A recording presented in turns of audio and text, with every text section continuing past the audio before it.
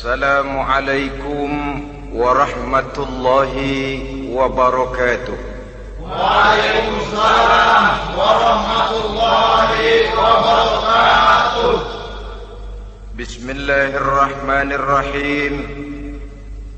Alhamdulillahi rabbil alamin. Wassalatu wassalamu ala ashrafil anbiya'i wal mursalin, imamil muttaqin, sayyidil ghurril muhajjalin, wa ala alihi wa ashabihil mujahidin at-tahirin, amma ba'du. Saudara-saudara kaum muslimin rahimakumullah, sesungguhnya gaya hidup seseorang sangat ditentukan oleh cara bagaimana dia memandang hidup ini. Dengan kata lain, bagaimana seseorang memandang hidup, begitulah dia akan hidup. Oleh sebab itu, untuk mengubah keadaan seseorang harus diawali lebih dahulu dengan mengubah caranya memandang kehidupan ini. Itulah sebabnya dalam surah Ar-Ra'd ayat 11 Allah Subhanahu wa ta'ala menjelaskan, Innallaha la yughayyiru ma biqaumin hatta yughayyiru ma bi anfusihim.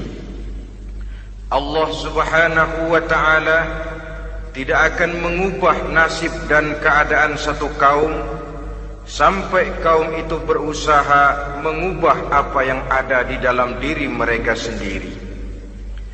Yang ada di dalam diri itu tentu tidak lain adalah rule of thinking, bahasa kerennya state of mind, kata orang Kulon, cara berpikir, cara memandang kehidupan yang akan sangat mewarnai cara orang menjalani kehidupan itu sendiri. Oleh karena itu, pada pertemuan kali ini kita akan membicarakan tentang dasar dan tujuan hidup dari seorang muslim di dalam kehidupan ini. Yang pertama, tentang dasar dan landasan hidup. Seorang muslim tak dapat lain mendasarkan kehidupannya dengan Islam. Di dalam mendasari kehidupan dengan Islam ini, Allah Subhanahu wa ta'ala menuntut, Ya ayyuhalladzina amanu dkhulu fis silmi kafah. Hai orang-orang yang beriman, masuklah kamu ke dalam Islam itu secara total, secara utuh, secara seluruhnya. Jangan separuh-separuh, jangan sepotong-sepotong. Mendasari hidup dengan Islam artinya menjadikan Islam sebagai way of life, sebagai rule of thinking, sebagai state of mind di dalam kita memecahkan problema-problema kehidupan, sehingga tidak satu persoalan hidup yang bagaimanapun kecilnya sekalipun yang tidak tersentuh oleh nilai-nilai ajaran agama Islam ini. Kemudian di dalam mendasarkan hidupnya dengan Islam, ia mempunyai satu keyakinan. Pertama, Islam sebagai dasar hidupnya adalah agama yang sesuai dengan fitrah daripada manusia. Allah Subhanahu wa ta'ala pencipta manusia. Allah Subhanahu wa ta'ala yang menurunkan agama Islam. Oleh sebab itu, tentu saja seluruh konsepsi Islam ini sudah diukur sedemikian rupa sesuai dengan kemampuan yang dimiliki oleh manusia.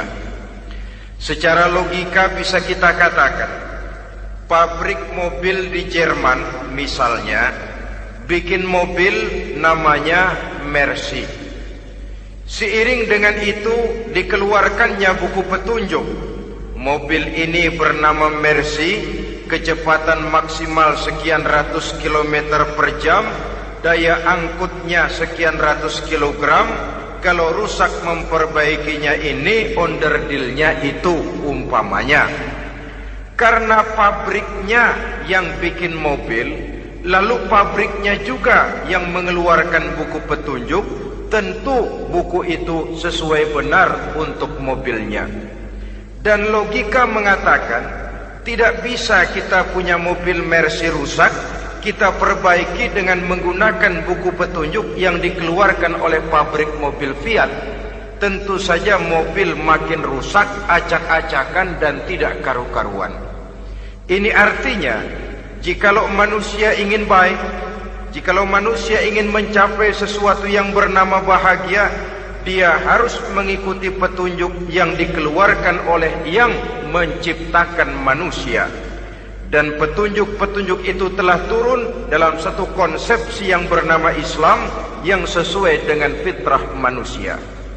Yang kedua, oleh karena keyakinannya bahwa Islam sesuai dengan fitrah manusia, ia pun berkeyakinan bahwa Islam adalah agama untuk seluruh manusia, universal.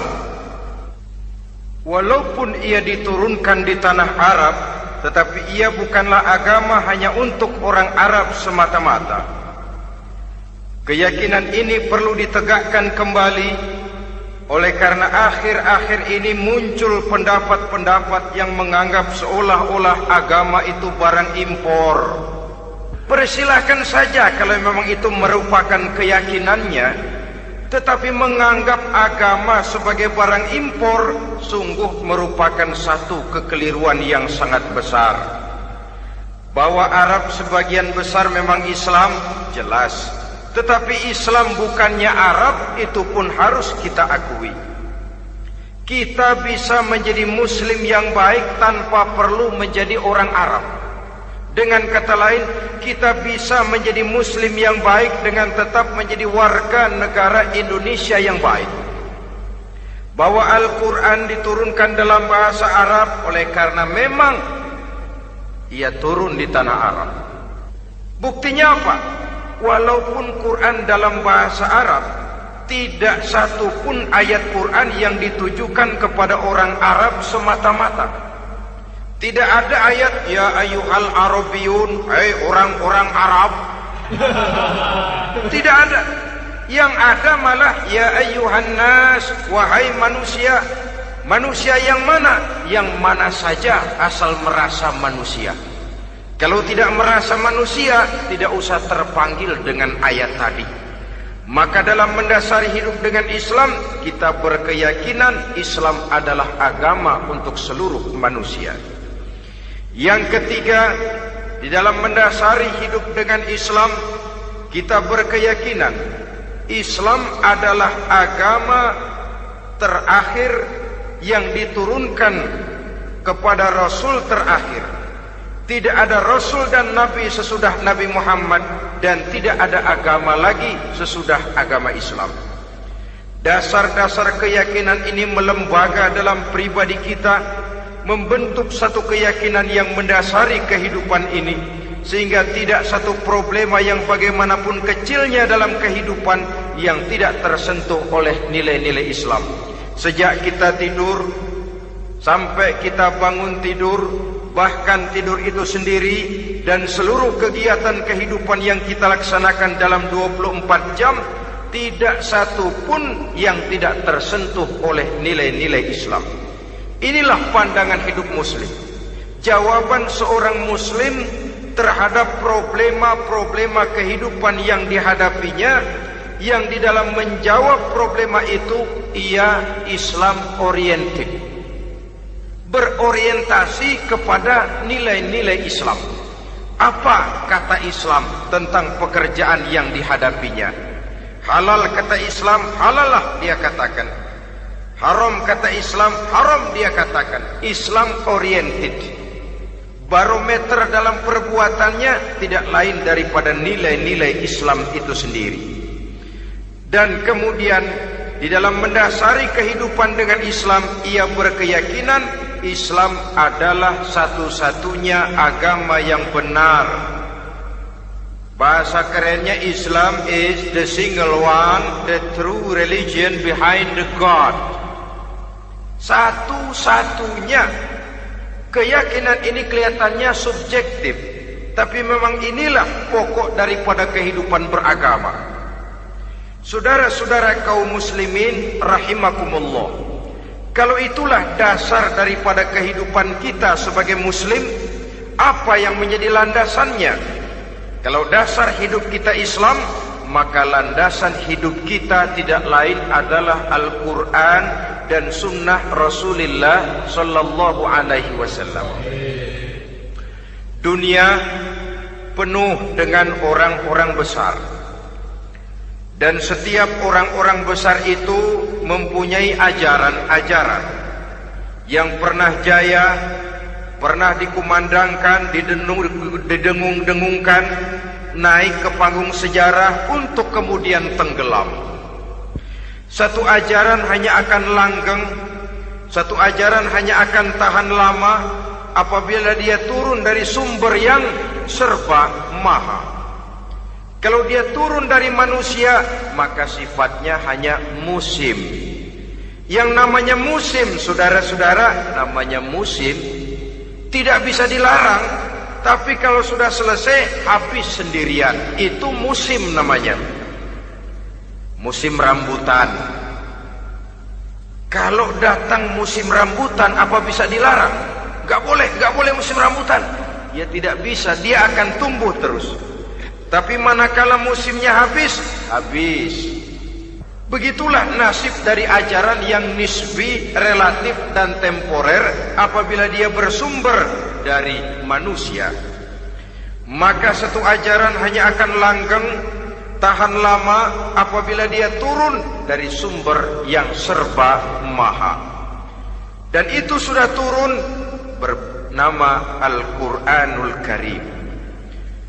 Sedangkan sunnah, saudara-saudara, merupakan penjelasan dari apa yang oleh Quran tidak dijelaskan dalam bentuk yang detail, melengkapi apa yang oleh Al-Quran hanya disebutkan dalam bentuk garis besarnya saja. Baik Quran maupun sunnah kita sebut merupakan dasar, landasan yang primer. Sedangkan untuk memahami Quran dan sunnah, kita memerlukan pendapat-pendapat orang yang ahli di bidang itu. Dalam hal ini kita sebut saja dengan ulama. Dan ini merupakan sumber yang sekunder dari landasan hidup kita sebagai seorang muslim. Dua rel ini, Quran dan sunnah, merupakan landasan di mana kereta api Islam ini berjalan. Quran dan sunnah. Saudara-saudara kaum muslimin rahimakumullah, oleh karenanya marilah kita menjadikan Quran dan sunnah ini sebagai imam di dalam kehidupan kita. Bukankah Rasulullah sallallahu alaihi wasallam pernah memberikan pilihan, man ja'alal Qur'ana amamahu qadahu ilal jannah wa man ja'alal Qur'ana khalfahu saqahu ilan nar.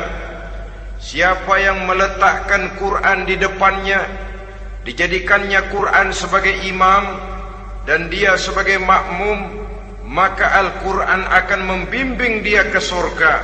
Ya, surga di dunia ini, lebih-lebih lagi surga di akhirat nanti. Sebaliknya, wa man ja'alal Qur'ana khalfahu, siapa yang meletakkan Quran di belakangnya, dia belakangi ajaran dan konsepsi Al-Quran, dia tinggalkan perintah-perintah Al-Quran, maka Al-Quran yang dibelakanginya itu akan mendorong dia ke neraka.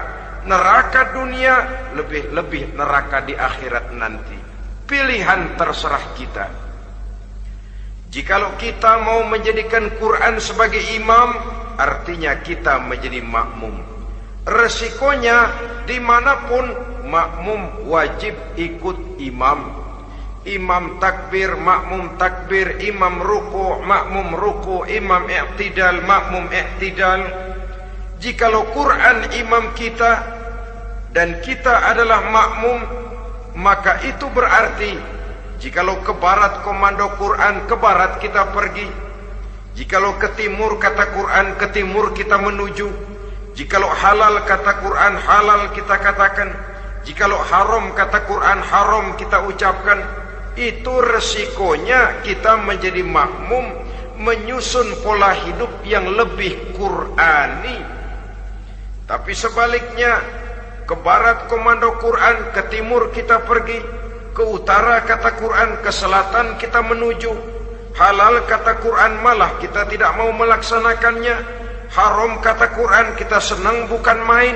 Artinya kita mau menjadi makmum, dan Quran kita jadikan sebagai makmum, kita sendiri malah mau menjadi imam. Kita paksa konsepsi Al-Quran itu supaya sesuai dengan naluri kemanusiaan kita. Mengotak-atik hukum, menghalalkan yang haram, mengharamkan yang halal. Dikala itu landasan hidup kita sudah goyah, tidak lagi sebagai landasan tempat kita bertolak, tetapi malah menjadi satu landasan yang kita injak-injak. Sesungguhnya saudara-saudara, Quran tidak akan membawa berkah, tidak akan menjadi rahmatun wa syifaun lil mu'minin, menjadi penyembuh, menjadi rahmah bagi orang-orang beriman, apabila yang kita baca itu kita injak-injak di dalam kehidupan.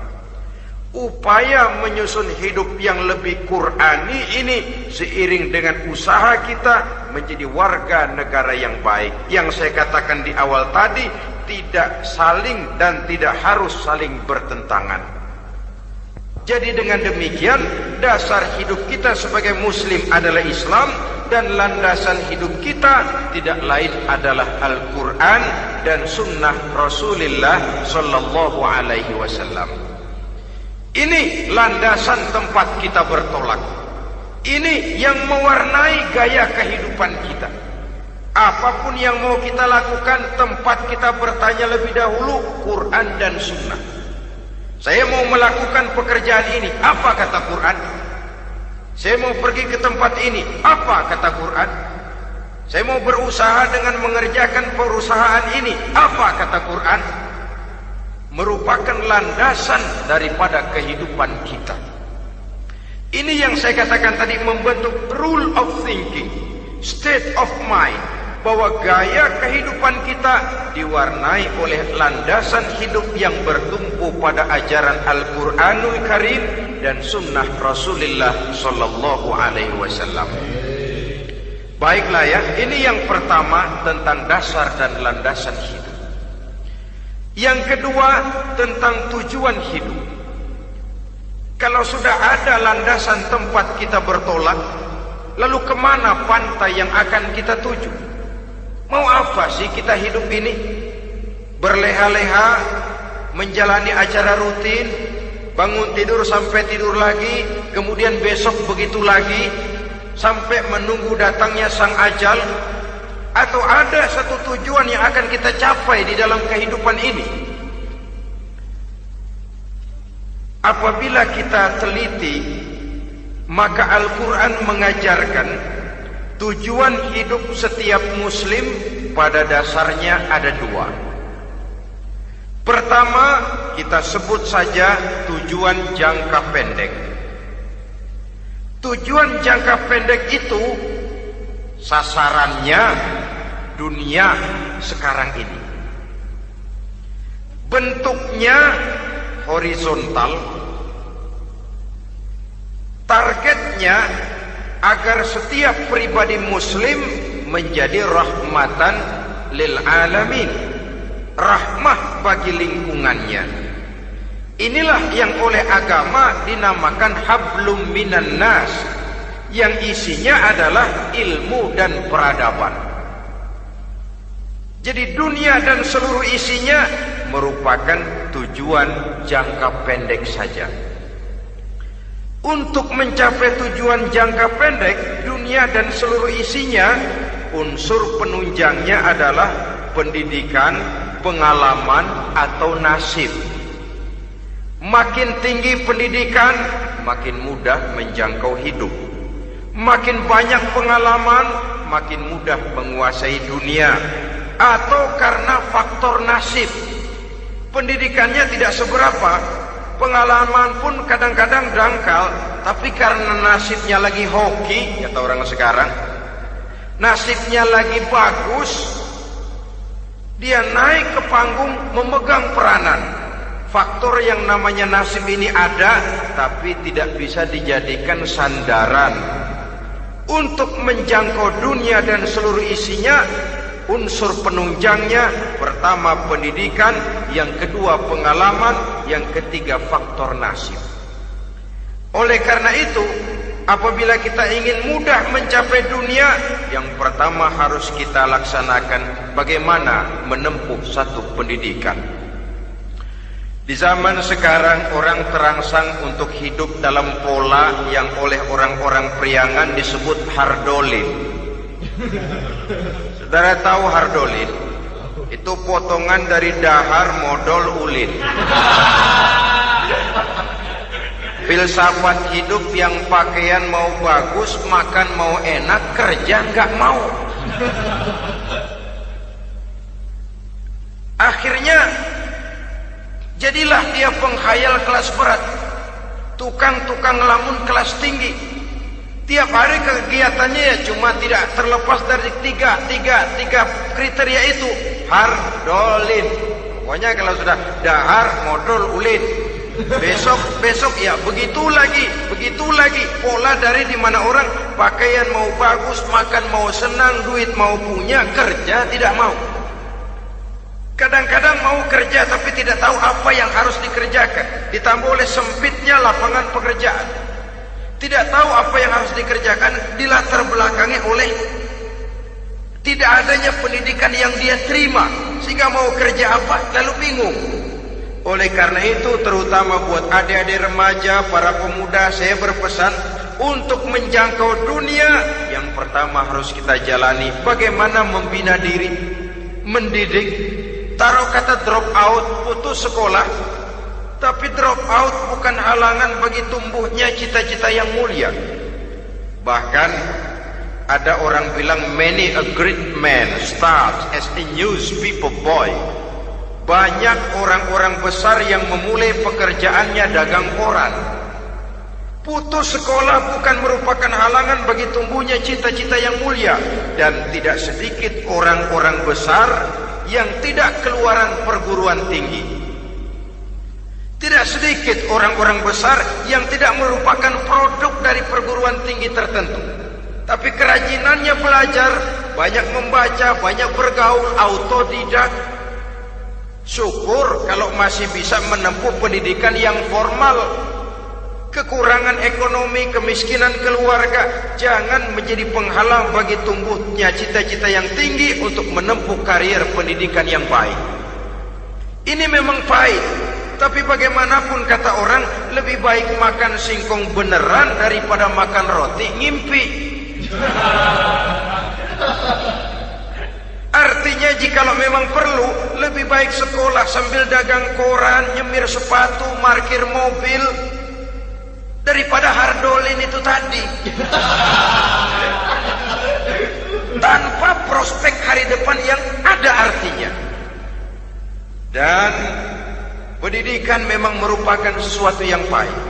Tapi tanpa ini, rasanya kita akan sulit untuk menjangkau dunia, tersisih di pojok-pojok kehidupan. Jangan lalu bilang, manusia kan rezekinya sudah dijamin oleh Allah. Ayam saja ada rezekinya, of course. Tapi jangan lupa, cara ayam cari rezeki dengan cara manusia cari rezeki lain. Kalau ayam cari rezeki dari tahun atu, modalnya cuma ceker sama patok. Kalau ayam mah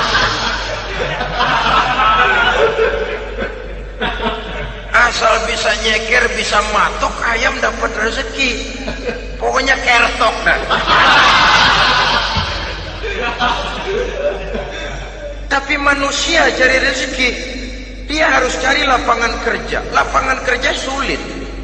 Sudah dapat lapangan kerja, harus punya keahlian. Untuk memperoleh keahlian, harus dengan pendidikan. Berhadapan lagi dengan saingan-saingan, karena pasaran tenaga kerja Tiap tahun puluhan kalau tidak ratusan ribu pasaran tenaga kerja yang masuk lapangan kerja. Ini kenyataan. Semakin ke depan oleh tingginya tensi ekonomi, oleh persaingan hidup yang makin tajam, oleh makin menggejalanya pola pikir industrialis yang membuat manusia individu, nilai-nilai semacam ini akan terasa makin berat. Oleh karenanya, tanpa pendidikan sulit untuk menjangkau dunia. Yang kedua, pengalaman, tenaga expert. Sehingga orang mengatakan experience is the best teacher. Pengalaman adalah guru yang paling bijaksana. Dengan pengalaman kita makin dewasa. Dan orang sering mengatakan kegagalan hakikatnya adalah keberhasilan yang tertunda. Jangan takut gagal, kalau itu akan mengantarkan kita kepada pola hidup yang lebih dewasa, lebih tegar, lebih sanggup menghadapi kesulitan-kesulitan. Dan faktor yang ketiga, nasib. Kadang-kadang orang pendidikannya tidak ada, kadang-kadang pengalamannya tidak seberapa, tapi karena nasib, engkongnya misalnya jadi komandan Hansip, dia naik jadi anggota Hansip. Itu karena faktor nasib saja. Yang ketiga ini ada, tapi tidak bisa dijadikan sandaran dalam arti bahwa kita lalu mengandalkan nasib. Lo nanti udah gede mau jadi apa? Gua sih gimana nasib aja dah. Jadi orang syukur, jadi gembel nasib. Tidak bisa kita menghadapi hidup dalam satu alur spekulasi. Tidak bisa kita menjalani skenario kehidupan ini dengan bersikap untung-untungan. Karena kehidupan walaupun tidak bisa dipastikan, paling kurang bisa dirancang, bisa direncanakan, bisa ditargetkan, bisa dianalisa kemungkinan-kemungkinannya. Walaupun tidak bisa dipastikan, tapi bisa diperhitungkan. Sebagai manusia yang terikat oleh causality, oleh hukum sebab akibat, sewajarnya kita memperhitungkan kemungkinan-kemungkinan itu. Kira-kira 5, 10, 15 tahun yang akan datang, sejauh mana kesulitan-kesulitan dalam kehidupan ini, sejauh mana persaingan dalam hidup, sejauh mana tenaga kerja dibutuhkan, sejauh mana keahlian dan skill menunjang ke arah itu. Kalau tidak, kita akan tersisih di sudut-sudut kehidupan untuk lebih banyak jadi penonton daripada menjadi pemain. Padahal kita ingin jadi pemain, kita ingin aktif, kita ingin punya peranan karena kita oleh agama dituntut menjadi rahmatan lil alamin, menjadi rahmah bagi lingkungan di mana kita tinggal, mewarnai lingkungan, bukan cuma diwarnai oleh lingkungan itu sendiri. Itu tadi tujuan jangka pendek sebagai tujuan yang pertama. Yang kedua, tujuan jangka panjang. Tujuan jangka panjang ini sasarannya adalah akhirat. Bentuknya vertikal, targetnya adalah mardotillah atau ridho daripada Allah. Dan ini yang oleh agama dinamakan dengan hablum minallah, tali vertikal yang menghubungkan manusia langsung dengan Tuhannya. Untuk mencapai tujuan jangka panjang akhirat ini, unsur penunjangnya adalah prestasi ibadah. Kalau untuk tujuan jangka pendek, dunia dan seluruh isinya, pendidikan, pengalaman dan nasib memegang peranan yang sangat penting, maka untuk akhirat, pendidikan, pengalaman, nasib tidak punya pengaruh banyak. Unsur penunjangnya adalah prestasi ibadah.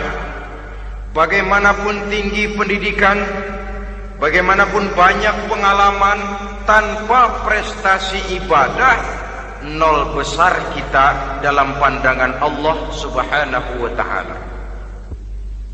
Saudara-saudara kaum muslimin rahimakumullah, itu sebabnya seorang muslim sholat, puasa, haji, zakat, yang kalaupun ada target dunia itu cuma side effect saja.